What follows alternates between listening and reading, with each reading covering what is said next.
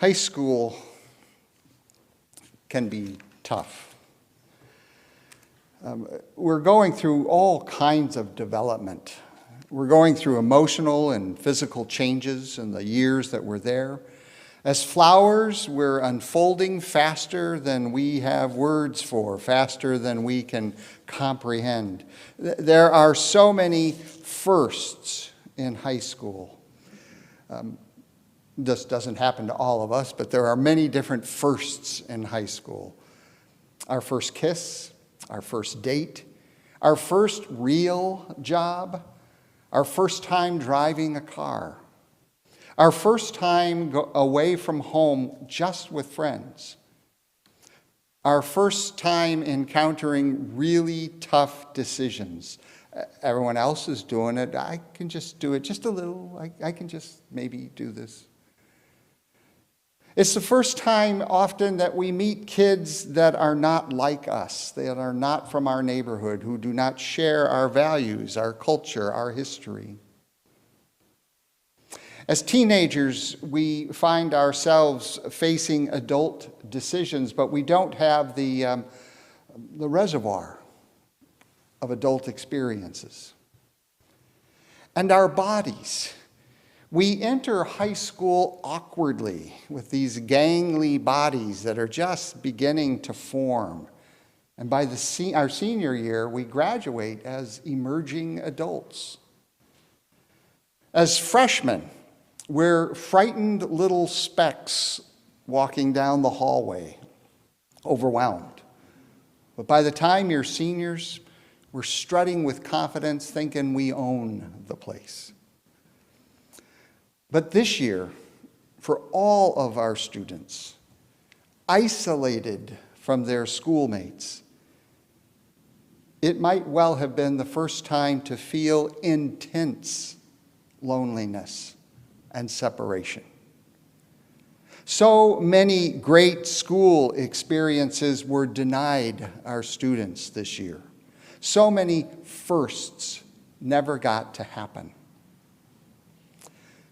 Our students who will stand before us today have triumphed over stresses that almost all of us never had. Their experience of high school is unique, and it's very different from ours. The one thing that I think all of us know is that the experience of high school shapes and impacts the rest of our life.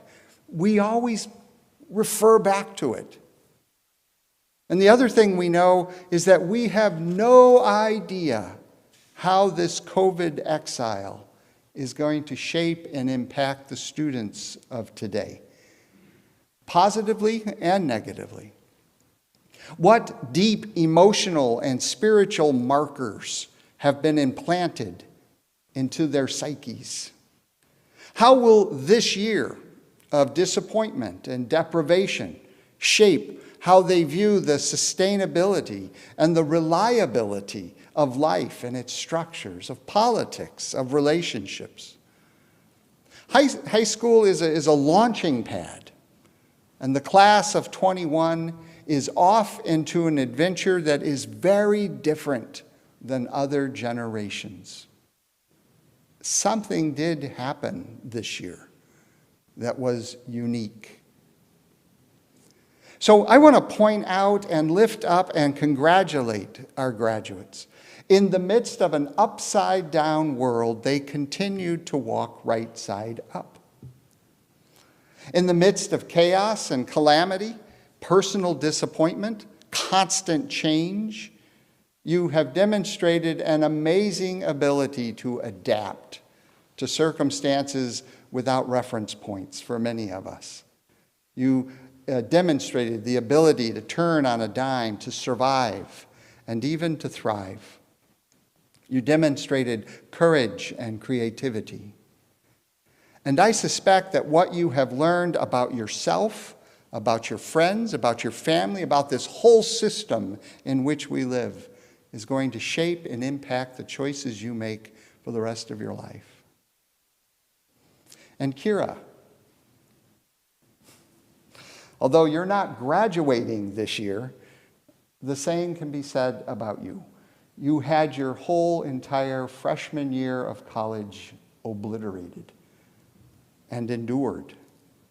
And TJ, the program you've just graduated from at Bellevue College, also unique.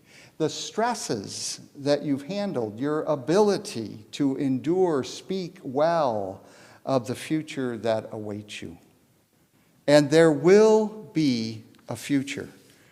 The future will be different from the past from which it emerges. One of the great gospel lessons of our life, shaped by testimony over and over again, is the past gives us a script, but the power of the gospel allows us to change the script. What has happened does not determine what will happen. Thanks be to God. Thanks be to Jesus the healer. In the biblical story that was read, Jesus walks out of a synagogue and into a home. And inside that home, Jesus did what Jesus does best. He brought hope and healing to everybody. The text said that he laid hands on each and cured all of them. In other words, he inspirited them. He changed their script. Most every Christian that I know, once you get past the hi, how are you, and you get into the story of one's life, almost every Christian I've ever met has a healing story. A story of how Jesus has touched and changed the script of their heart, has touched and changed the attitudes of their mind or their spirit, their actions, their imagination, their creativity. And yes, the stories of these incredible coincidences that have led to physical, bodily healing. It's what Jesus does. It's who Jesus is. Jesus the healer. And what I've noticed is that the healings of Jesus are not simply internal changes, as powerful as that is. Jesus the healer also comes to us from the most unlikely places and from the least likely persons. It was a street person, T. James Hull, who taught me how to be a friend, who taught me to trust friendship. It was a group of chronically, negatively addicted men who taught me how God multiplies our resources as we fed over 300 people a week from nothing. It was a deeply, deeply impoverished black woman, Willie Bryant, living on the south side of Chicago with this huge hole in her apartment wall from which rats and other creatures could come and go as they want, who prepared for myself and a few others the most succulent feast I've ever tasted. I have been a witness to miracles, and I have been the recipient of healings. When you walk with Jesus, you inevitably walk with the wounded, because that's where Jesus goes. It's the sick who need the doctor. When you walk with Jesus, you learn to see the world from a very different perspective, the underside of history, so to speak. You learn compassion and you learn courage. You learn not to judge others. Everybody's got a story. Everybody's got a wound. Everybody has a need. But mostly, now that I'm approaching the age of 65. Yes, that's a trauma point. I'm trying to come to grips with it. But mostly what I've learned in my years is to appreciate that the world has far more joy than it does sorrow, far more delight than disgust, far more beauty than tragedy, and far more Jesus than we ever think is possible. The good news of God's reign is that God is everywhere present, not as a passive observer of events, but as a power that can release people from their captivities and give sight to the blind and liberate those who feel trapped. It is an ever-expanding, inclusive power that can reconcile enemies and that can offer everyone what they need to survive and to thrive, finding a way when there is no way.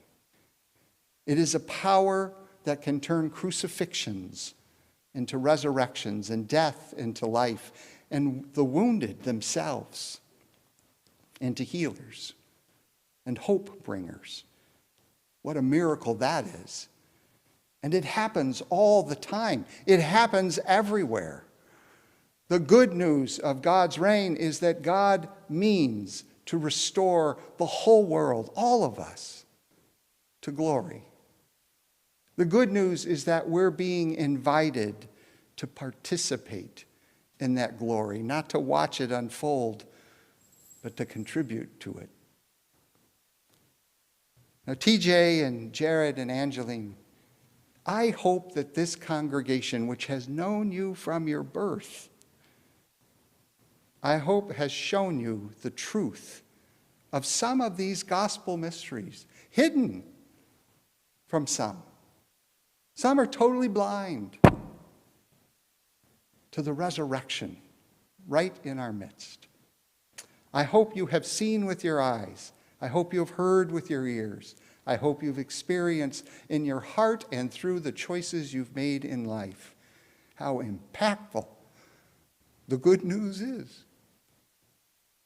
TJ and Jared, I asked your mom to brag about you a little bit, and her first words were great words. I loved them. Both of my sons, I mean, you sound like a great Jewish mother. Both of my sons are incredibly bright. They have an amazing thirst for knowledge. May you always be blessed with that kind of drive and that kind of curiosity, that imagination, that need for excellence. I hope that you will experience the very mind of God in your quest for deeper truth, for an innovative way. And I hope you think thoughts that have never been thought by anyone else before. And I hope that when you think those thoughts, you endure when people say you're wrong, or you're nuts, or not that way. I hope you experience the happiness of God in all that you create and do in life. And TJ, as you move from an internship into employment while continuing at Bellevue studying biochemistry, we hope that you will find fulfillment and satisfaction in your chosen field. May God bless you with the strength from within and friends all around. May what you do with your life bring blessing and good news to those who need it the most. And Jared, as a child, you built, I'm told, elaborate Lego creations. And you expanded those skills into the realm, the very complex realm of robotics. And now you move into the complexities of mechanical engineering. May God bless and enrich your studies and your skills. May you use this imaginative creativity in which you've been endowed to help build the infrastructure of beauty and grace in the world. Your mom says that kitchen conversations go way over her head when both of you get going. So may those conversations keep expanding. And may you never lose the heart connection, the great nest of your family that has prepared you to face the challenge, not only of becoming adults, but also the fantastic fulfillment of knowing life's great joys. May you always have the gift of laughter that lights your way through the inevitable dark patches, sorrowful patches that do come with life. And Angeline, I want everyone to imagine this, came into the life of this congregation as a 3-month-old wrapped in a sheepskin. The Christ child for the Celtic service.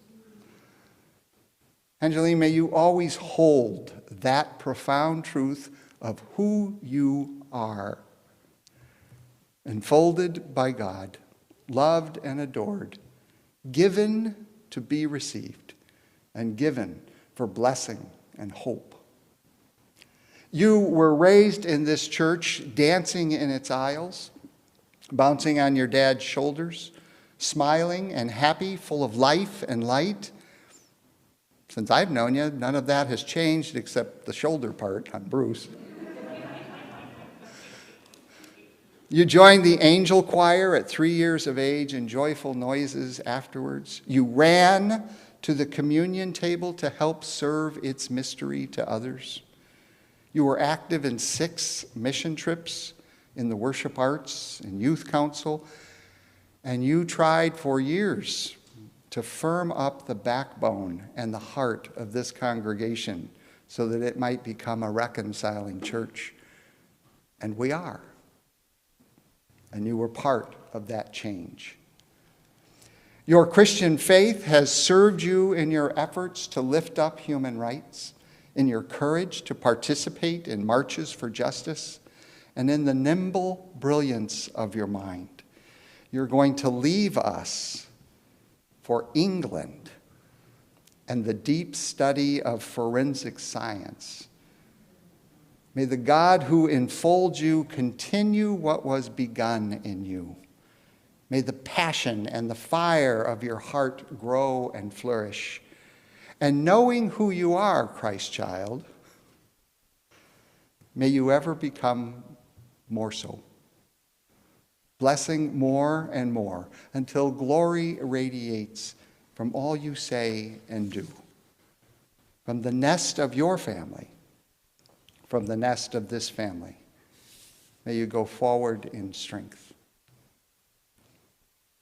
In a moment, the 3 of you are going to come forward to participate in our graduation rite. And there are 3 gifts, 3 simple gifts, 3 practical gifts that the church would like to give you. The first is the gift of anointing. I suspect when you were baptized, you were anointed. Your parent will place the sign of the cross on your forehead. It's a sign of who you are in the world. You're a blessing in the world. You're a meeting place where God's compassion meets the need of the world. You're that place where that happens. You're a reflection of God's spiritual image in human form, TJ style, and Jared style, and Angeline style. You are unique. No one else can do what you can do. No one else is who you are. No one else has your destiny. We'll offer you a prayer candle, simple prayer candle, as an encouragement to you to develop or to further develop a robust prayer life, to take a time out of each day of your life, to just sit in silence, to breathe in and out, and to listen to the voice that is already within you, the voice that is beyond the noise of this world, beyond the chatter of your mind. May you learn to hear and trust the source of your creativity, the source of your imagination, of your genius, of your heart. Listen. And we'll offer you a small, almost looks like a trinket, a prayer bracelet. But it really functions like this wonderful trinket. It functions like a wedding ring. It's a reminder to you of whose you are. When your job claims that they own you, when the temptations of life claim that they own you, when your future schoolwork claims that it owns you, when the stresses of life claim they own you, use the beads like I use my ring sometimes, just to fidget with. Use the beads on your bracelet. Remember to pray. Remember to reclaim your Christ-like identity. Remember that you are free. And what we mean by that, you are free because you've given yourself to the healer who has come to proclaim release to the captives, sight to the blind, liberation to the oppressed, and the glory of Jubilee, the sharing of life for all. Our biggest blessing is to see you become who you already are, just more so. May you yourselves, Jared and TJ and Anjali, be the good news of God's reign. And all God's children would say, amen.